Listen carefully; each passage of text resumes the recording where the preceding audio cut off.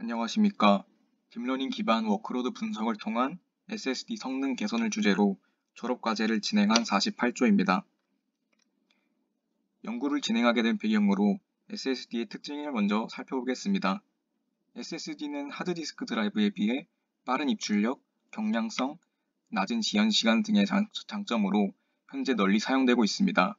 하지만 본 연구에서는 SSD가 덮어쓰기가 불가능하며 쓰기와 지우기의 단위가 다른 특징으로 인해 발생하는 성능적인 문제를 개선하려 합니다.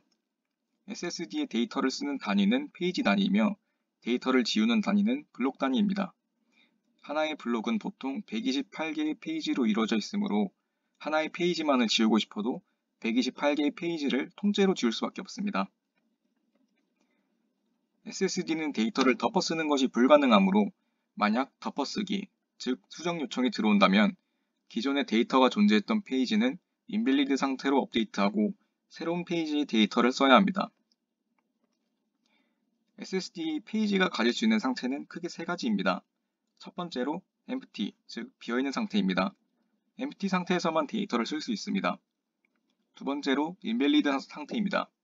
데이터 덮어쓰기 동작으로 인하여 기존의 데이터가 쓰여져 있던 페이지를 무효화한 상태입니다. 세 번째로 valid 상태입니다. 실제로 페이지가 데이터에 쓰여진 상태입니다.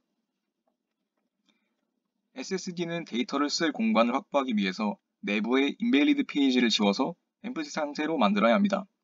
지우는 것은 블록 단위이기 때문에 지울 블록 내에 존재하는 valid 페이지는 다른 블록으로 옮기는 작업이 필요합니다. 이때 invalid 페이지들을 지울 블록을 선택하고 블록 내의 valid 페이지를 다른 블록으로 옮기며 기존의 블록을 지움으로써 빈 블록을 만드는 과정을 갈비지 컬렉션이라고 합니다. 오른쪽 사진에서 갈비지 컬렉션 과정을 나타내고 있습니다. 여기서 X 표시는 invalid 페이지를 나타내며 A, B, C는 데이터가 쓰여져 있는 valid 페이지를 나타냅니다. 데이터를 쓰기 위해 빈 블록을 확보하는 과정은 다음과 같습니다. 우선 지울 블록의 valid 페이지, 즉 A, B, C를 다른 블록으로 옮깁니다. 그리고 invalid 페이지만 남은 블록의 데이터를 모두 지웁니다. 과정에서 두 번째 사진인 valid 페이지를 다른 블록으로 옮기는 과정에서 추가적인 쓰기가 발생하는 모습입니다. 이때 발생하는 추가적인 쓰기를 쓰기 증폭, write amplification이라고도 합니다. 본 연구는 갈비지 컬렉션 과정 중에 추가적인 쓰기로 인한 성능 저하를 줄이는 것이 목표입니다. 본 연구에서 제시하는 성능 저하를 줄이기 위한 방법은 다음과 같습니다. 우선 기계학습을 통해 데이터의 특성을 분석하고 자주 수정되는 데이터와 덜 수정되는 데이터로 분류합니다. 이렇게 데이터를 분류하는 이유는 같은 군집을 같은 블록에 위치시킴으로써 자주 수정되는 데이터가 블록을 옮겨 다닐 때 덜 수정되는 데이터까지 블록을 옮겨 다닐 필요가 없게 하여 추가적인 쓰기를 감소시키기 위함입니다. 데이터 분류는 크게 세 가지로 진행했습니다. 핫 데이터는 자주 수정되는 데이터, 콜드 데이터는 거의 수정되지 않는 데이터, 웜 데이터는 그 중간의 데이터입니다. 데이터를 분류하는 기준으로 접근 시간 간격, 접근 빈도, 데이터의 크기를 선택했습니다.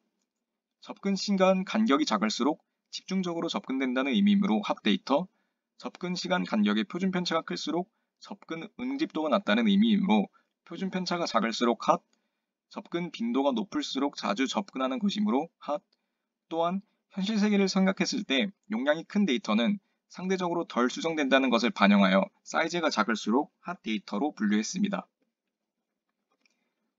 전체적인 실험의 요약은 다음과 같습니다. 입력 데이터를 전처리하고 데이터를 분류하고 분류 모델을 생성하고 시뮬레이션을 진행하고 분류 모델을 거친 시뮬레이션과 분류 모델을 거치지 않은 시뮬레이션의 결과를 비교하는 것입니다. 시뮬레이션 진행 시에는 모델을 분류할 때 필요한 특성 값을 실시간으로 업데이트하며 시간에 따른 데이터의 특성 변화를 반영하도록 하였습니다. 예를 들어 입력 데이터의 초기에는 접근 빈도가 매우 높아서 핫으로 분류되었지만 이후에는 접근을 거의 하지 않아 콜드로 분류하여 데이터의 특성이 변화할 수 있음을 반영했습니다. 첫 번째로 전처리 과정입니다. 논리 페이지 주소, 사이즈, 타임스탬프로 이루어진 원시 데이터들을 특성값으로 전처리했습니다. 예를 들어서 논리 페이지 주소 3105번지에 총 11785번 접근했고 접근 시간 간격은 약 1.2초였으며 표준 편차는 약 13, 사이즈 평균은 약 3072라는 것을 의미합니다. 두 번째로 데이터 분류입니다. 특성값으로 전처리된 데이터를 분류하기 위해서 K-민지 알고리즘을 사용했습니다. 아래 표의 클러스터 컬럼의 0, 1, 2는 분류된 레이블을 나타냅니다. 오른쪽의 그래프는 색깔에 따라서 분류된 레이블을 나타냅니다. 세 번째로 분류 생성 모델입니다. 분류 모델 생성입니다. 입력 값으로 논리 페이지 주소, 타임스탬프, 사이즈를 받았을 때 출력 값으로 hot, warm, cold로 분류할 수 있도록 모델을 설계하였습니다. 네 번째로 시뮬레이터 제작입니다. 시뮬레이터의 동작 과정은 오른쪽 그림과 같습니다. 만약에 쓰기 요청이 들어오면 어드레스 매핑 테이블을 확인하여 이미 해당 논리 페이지 주소가 SSD에 매핑되었는지 확인합니다. 만약에 그 주소가 사용 중이라면 덮어쓰기 동작을 수행합니다. 만약 데이터를 쓴다면 매핑 테이블과 페이지의 상태 값을 업데이트해야 됩니다. 데이터를 쓰고 나서 갈비지 컬렉션 트리거를 확인합니다. 저희 연구에서는 SSD 내에 empty 페이지 수가 일정 양보다 적어졌을 때 가비지 컬렉션이 발생하도록 하였습니다. 가비지 컬렉션은 우선 지우기 동작을 할 빅팀 블록을 찾고 그 희생양 블록의 밸리드 페이지를 다른 블록으로 옮깁니다. 이때 추가적인 쓰기가 발생합니다. 그리고 희생양 블록의 데이터들을 모두 지웁니다. 이 과정을 계속 반복하고 발생했던 총 추가적인 쓰기를 확인합니다. 연구에 사용된 변수는 다음과 같습니다. 시뮬레이터에 적용된 페이지 크기는 4KB, 블록당 페이지 수는 128개, SSD 내부의 총 블록 수는 2000개 또는 3000개로 만약에 SSD 블록의 내부의 총 블록 수가 2000개라면 그 SSD는 1GB입니다.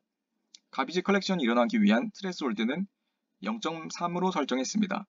여기서 가비지 컬렉션 스레스홀드는 SSD 내부의 empty 페이지 비율입니다. 또한 데이터를 군집화할 때 접근 빈도를 포함하여 레이블링을 진행하는 모델과 접근 빈도를 포함하지 않고 레이블링을 진행하는 모델을 생성하여 실험을 진행했습니다. 빈도를 포함하지 않은 모델을 실험한 이유는 접근 빈도는 누적되는 값이라 시간의 흐름에 따라서 변화하는 데이터의 특성을 반영하지 못할 수도 있음을 고려했습니다. 연구 결과입니다.